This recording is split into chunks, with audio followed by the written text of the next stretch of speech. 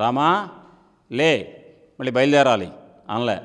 కౌసల్యా సుప్రజా రామ పూర్వా సంధ్యా ప్రవర్తతే ఉత్తిష్ట నరశార్దూల కర్తవ్యం దైవమాన్నికం అన్నాడు.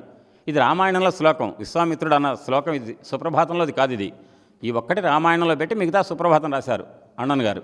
రామా లే, దైవ కార్యం చేయడానికి పొద్దు పొడుస్తున్నది, సూర్యభగవానుడు ఉదయిస్తున్నాడు, లే అనగానే లేచాడు. ఆ రకంగా ముందుకెళ్ళాడు. యజ్ఞ సంరక్షణ అయిపోయింది.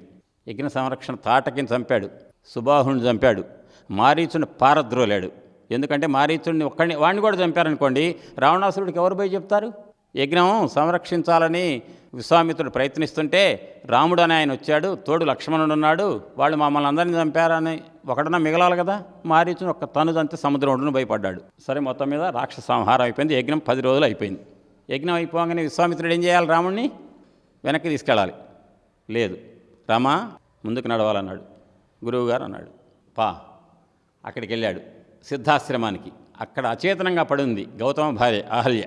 వెళ్ళంగానే రామచంద్రమూర్తి పాదధూళి సొక్కగానే ఒక్కసారిగా అచేతనంగా ఉన్నట్టుగా అహల్యాదేవి శాప విమోచనం వచ్చింది. రామా అని నమస్కారం పెట్టిందా? పెట్టలే. అమ్మా అని నమస్కారం రాముడు పెట్టాడు. అమ్మా అని చెప్పి నమస్కారం పెట్టింది ఎవరు? రాముడు. వెంటనే అహల్యాదేవి కూడా పెట్టింది. అయిపోయింది.